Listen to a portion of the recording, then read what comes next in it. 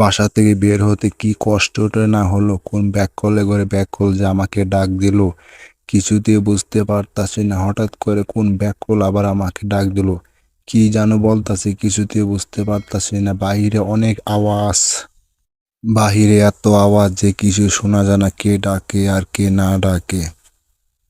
ওই মামা, তোমাকে ডাকতাছি, তুমি কি কিছুতেই বুঝতে পারতাছো না? তুমি কি এত আওয়াজের মধ্যেও তুমি কিছু বুঝতে পারো না? আওয়াজ তো এখন কমে গেছে, তুমি কি দেখো না জেরি আমার সাথে কেমন খারাপ ব্যবহার করছে? এটা কিন্তু উচিত হয়নি মামা। ঠিক আছে ভাগ্নি, তাহলে আমি কি করব? কারণ তোমরা তো একই বন্ধু, জেরি তোমার সাথে এরকম খারাপ ব্যবহার করতেছে, তোমরা নিজেদের মধ্যে সবকিছু ঠিক করে নাও ভাগ্নি। না মামা, এটা আমি কখনোই বলতে পারবো না, কারণ জেরি আমার সাথে অনেক খারাপ ব্যবহার করেছে।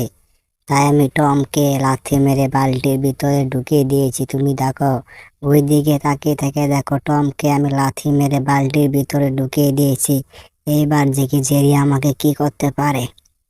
টম এই শাস্তির যন্ত্রণা একদম উপযুক্ত, তা না হলে টম আমার সাথে অনেক খারাপ ব্যবহার করেছে। টমকে আমি বালতির মধ্যে ঢুকিয়ে ফেলেছি, ঠিক এরকম ভাবে কিন্তু আমি জেরিকেও বালতির মধ্যে ঢুকিয়ে ফেলবো। ওরে বাবা রে বাবা, একবার বাক্সর ভিতর ঢুকে গেছে। বাক্সর ভিতরে চামিচটা বাই করতে এত কষ্ট হলো যে মনে হয় এই চামিচ আর কখনোই কোনো জায়গায় পাবো না। যাই হোক, এই চামিচটাই তো দরকার, তা না হলে এখন এই মুহূর্তে আমার এই চামিচ ছাড়া আর কোন কথা হবে না, কারণ এই চামিচটা দিয়েই আমি ওদেরকে সবকিছু ঠিকঠাক করে দেওয়ার চেষ্টা করব।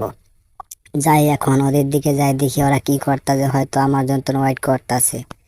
তাহলে সবাই তো প্রস্তুত না? তাহলে চলো সবাই মিলে বাক্সটাকে ভেঙে ফেলে দিয়ে দেখি বাক্সের ভিতরে কি কি আছে। তোমরা সবাই মিলে একলগে মারবে, মারতে মারতে যেন বাক্সটা ভেঙে যায়। তারপর আমরা দেখবো বাক্সের ভিতরে কি আছে। ডিসিয়া ডিসিয়া ডিসিয়া ডিসিয়া ডিসিয়া। সবাই জোরে জোরে মারতে থাকো, তা না হলে কিন্তু বাক্সটা ভেঙে যাবে না। বাক্সের ভিতরে আমরা দেখবো আজকে বাক্সের ভিতরে কি আছে। আজকে বাক্স ভেঙে চুরমার করে দিব, লাস্টে দেখবো বাক্সের ভিতরে কি সোনার ধন আছে। তা না হলে বাক্সটা অনেক ডিস্টার্ব করতেছে, বাক্সটা এমন পিটান পিটা বা বেহে মিলে বাক্সর যেন অস্তিত্ব যেন না থাকে। বাক্সটা তো কিছুতে ভেঙে যেতে পারতাছে না, কিছুতে বুঝতে পারতাছে না বাক্সটা ভাঙছে না কি কারণে। বাক্স আসলে কি দিয়ে বানানো, এত শক্ত হলো কিভাবে? কিভাবে উপর থেকে কে যেন আমাকে ডাকছে, আমাদেরকে কোন ব্যাক কল আবার উপর থেকে আমাদের ডাকছে। তোমরা এই বাক্সটাকে কখনোই ভাঙতে পারবে না, কারণ এই বাক্সের ভিতরে এমন কিছু দেওয়া আছে যেটা তোমরা যাতে বাইরাও না কেন কখনোই বাক্সটা ভাঙবে না। তোমরা হাজার চেষ্টা করলে কিন্তু বাক্সটাকে ভাঙতে পারবে না। তুমি ভাঙো, কোনো সমস্যা নেই, কিন্তু বাক্স কখনোই ভাঙতে পারবা না। ওই মামা, রিংটা তো কিছুতে আর মাথার উপরে ফালাইতে পারতাস না। তোমরা ঠিকঠাক মতন আমার কাছে রশিটা দিতে পারতাস না। তোমরা এমন ফেলে আমাকে ঝুলিয়ে রাখছো যেন আমি রশিটাকে কন্ট্রোল করতে পারতাছি না, আর আমার পেটের ভিতরে অনেক চাপ লেগে গিয়েছে। তোমরা আর একটু সামান দিকে নিয়ে যাও, তা না গেলে কিন্তু আমি এখানে অজ্ঞান হয়ে মারা যাব। আমার পেটের ভিতরে অনেক চাপ লাগতাছে মামা, তোমরা কিন্তু আমার আর একটু দূর থেকে নিয়ে যাও। তোমাদের ধরার মধ্যে কিছুটা সমস্যা আছে। উফ মামা, তোমরা কিন্তু কিছুতেই আমার একটু আগাতে পারতাছ না, আমার পেটের ভিতরে অনেক চাপ লাগতাছে, আমি কিন্তু এখন মরে যাব এখানেই। তোমরা কি আমার কথা কিছুতে বুঝতে পারতাছ না? উফ, পেটের ভিতরে আমার অনেক চাপ লাগতাছে। ওই মামা, তোমরা আর একটু দূর দিকে নিয়ে যাও না প্লিজ। আমি তো আর মাথার উপরে রিংটা কিছুতেই রাখতে পারতাছি। আরে ভাগ্নি, আমি তো ঠিকঠাক মতো ধরছি, আমি যদি ঠিকঠাক মতো না ধরতাম তাহলে আমি তো এখানে নিজে খাড়ে থাকতে পারতাম না। যদি তোমার কোনো সমস্যা হয় তাহলে তুমি টমকে জানাও ভাগ্নি, তা না হলে কাজটা কিন্তু আমাদের করতে হবে, কারণ ওরা আমাদেরকে অনেক ডিস্টার্ব করছে। হ্যাঁ, তুমি একদম আমার মুখ বরাবর ধরো।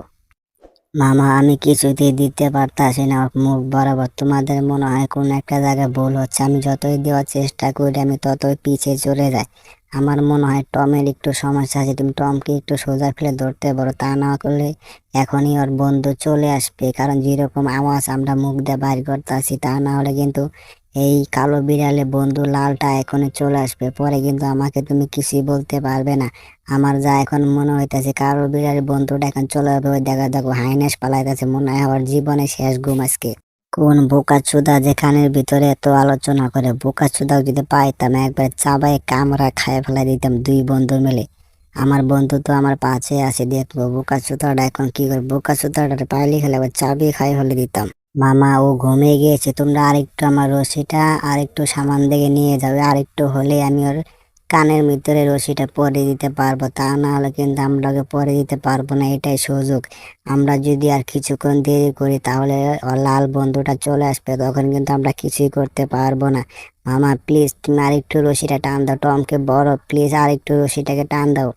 আমার পেটের ভিতরে ব্যথা লাগতাছে, ব্যথা লাগার পরও আমি ওকে এটা পরে দিতে চাই, কারণ এটা পরে দিলে আমাদের সমস্ত শত্রু ধ্বংস হয়ে যাবে। মামা প্লিজ তুমি আরেকটু ওর আগে দাও।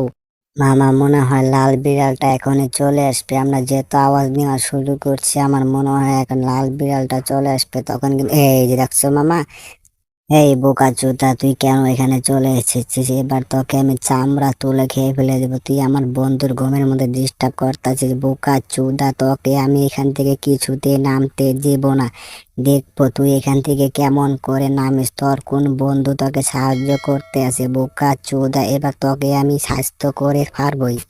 তুই এখন যত চেষ্টা করিস না কেন, তুই এখান থেকে কখনো যাইতে পারবি না। তুই তোর মামাকে বল দেখি এখান থেকে তোরে নিতে পারে কিনা। এখান থেকে তোর মামা তোকে কিছুতে নিতে পারবে না। আজকে তোকে চাবিয়ে খাবো বোকাচোদা। এই লাল বিড়াল, তুই আমাকে বোকাচোদা বললি না? এবার দেখি তোরে আমার হাত থেকে কে বাঁচা। আমি রশির মধ্যে আছি দেখে তুই কি আমাকে বোধাই মনে করেছিস? আমার পাশে আমার মামা আছে, আমার টম বন্ধু আছে, আমার জেরি বন্ধু আছে। এরা থাকলে আমার সম্ভব। তোর মতো লাল বিড়াল থাকলে কি না থাকলে কি লাল আর কালো পিচ্ছিটা তো অনেক সাহস আছে রে, আমার বগলে এসে ওর ভয় পাইতেছে না। ওকে তো এমন পিটান পিটে ভাই বেয়াদব পিচ্ছি। তোর এখানে কে পাঠে ডাক। তোর কোন মামা আছে, তোর কোন ভাইগনা আছে, তোর কোন কাকু আছে, তোর কোন দুলাভাই আছে, সবাইকে ডাক দেখি তোরা এখান থেকে কেমন ফ্রেন্ড নিতে পার। মামা তোমরা তিনজন মিলে এখানে আসো তো দেখি। হাউ আর ইউ জেরি, তুমি কেমন আছো? অনেকদিন পরে তোমার সাথে দেখা হলো, অনেক ভালো লাগলো আমার। তুমি কেমন আছো? তোমার দিনকাল কেমন কাটছে? আশা করি তোমার দিনকাল অনেক ভালো কাটছে। কি ব্যাপার ওদিকে আবার কি হলো? টমকে মনে হয় কেউ বকা দিচ্ছে। টম তো সবসময় বকায় খায়, কারণ ওকে বকা খাওয়াটাই উচিত। কারণ ও দিন দিন অনেক ফাজলামকো হয়ে গেছে, ও সবার সাথে খালি মজা করে, নিজেকে যে কি মনে করে। এই টম, তুমি যদি আমার বাড়িতে চাকরি করতে চাও তাহলে তোমাকে আমার অনেক কিছু নিয়ম কারণ মেনে চলতে হবে, তা না হলে তুমি এখান থেকে দূরে যায় মরো। কারণ তোমার মতন টম বিলাই আমার কোনো প্রয়োজন নেই, এগুলো আমার কাছে হাতের মারা। সরেন থেকে টম। ওরে বাবা রে বাবা, টমকে কি বড় অপমানই না করলো। তার বাদও টম কিভাবে যে বাসায় থাকে। টম এমন ভাবে আমার পাশ থেকে চলে যাচ্ছে যেন মনে হচ্ছে টমকে কেউ অপমানই করেনি। মনে হয় টমের নতুন আর একটা চাকরি পাইছে, ঠিক সেরকমটাই করলো। আরে বেটা, তোকে যে অপমানটা করলো তুই এক্ষুনি ভুলে গিয়েছিস? আসলে তুই অনেক পাগল, তা না হলে তোর এই অপমানের ফল কিন্তু তোর অবশ্যই ভোগ করতে হবে। তুই এমন ভাব নিলি যেন তোর কোনো কিছুই হয়নি। এই টমকে অপমান করে কেউ কখনো শান্তিতে থাকতে পারেনি। আর টমকে অপমান করার ফল আমি অবশ্যই ওকে দেখাবো হারে হারে। আমাকে কেউ অপমান করলে আমি কখনোই অপমান নিই না। এখন আমি রেস্টে থাকবো। ওরে বেটা, কি ব্যাপার? আমি আরামসে ঘুমাচ্ছি, হঠাৎ করে কে যেন আমাকে ডিস্টার্ব করলো। এই কুকুর, এবারে কুকুর, তুই কেন আমাকে ডিস্টার্ব করে? তুই কি আমার কখনো ভালো চাস না? তুই আমাকে যতই মারিস না কেন আমি কখনোই ব্যথা পাবো না, কারণ এখানে আমার খুবই ভালো লাগতে আছে। হা হা হা, হা হা হা। ওরে আল্লাহ, আমি তো দেখি মেঘের উপরে চলে যাচ্ছে, এটাও তো দেখা যায় স্পাইডারম্যান হয়ে গেলে। ওরে বাবা, ওহ কি সুন্দর! আমি তখন আকাশে উড়তাছি, পাখির লগে লগে আমি উড়তাছি। আমার অনেক ভালো লাগতাছে, পাখি উড়ে আমিও উড়ি। খুবই ভালো লাগতাছে। কুকুর, তোকে অসংখ্য ধন্যবাদ। ওরে বাবা রে, এই তো দেখে আমি অনেক উঁচায় চলে গেছি। আমাকে বাঁচাও বাঁচাও বাঁচাও। ওরে বাবা রে, বাঁচাও বাঁচাও, আমি তো অনেক উপরে চলে গেছি। আল্লাহ আমাকে বাঁচাও বাঁচাও বাঁচাও বাঁচাও, প্লিজ আমাকে কেউ বাঁচাও বাঁচাও বাঁচাও। এইবার তো আমার জীবনের একবার 12টা বাজিয়ে দিয়েছে। আমি তো একবার রাবার বলের মতন হয়ে গেছি, আমার গা তো একবার রাবারের মতন হয়ে গেল। কিছুতেই বুঝতে পারলাম না হঠাৎ করে কেন এরকম হয়ে গেল। আসলে মাঝে মধ্যে বেশিরভাগ পাপ নেই তো, এর কারণে টমের অবস্থা হয়ে গেল।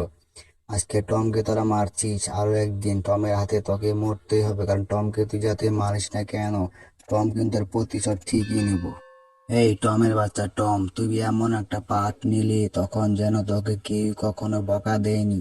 তোকে আমি ডাক দিলাম, তুই আমার কথা কিছুতে শুনতে পারি না। এবার বুঝ মজাটা কাকে বলে। এবার তোকে আমি এমন পিটান পিটাইবো, পিটাইতে পিটাইতে তোর আমি পাগল করে দিব। বিচারক তোর বিচার করতে পারবে না। আমার পিটানো ডগ ডিল দেখলে বিচারক বলবে কি ব্যাপার, টমকে এই ফেলে কে পিটার? ধুস বেড়া।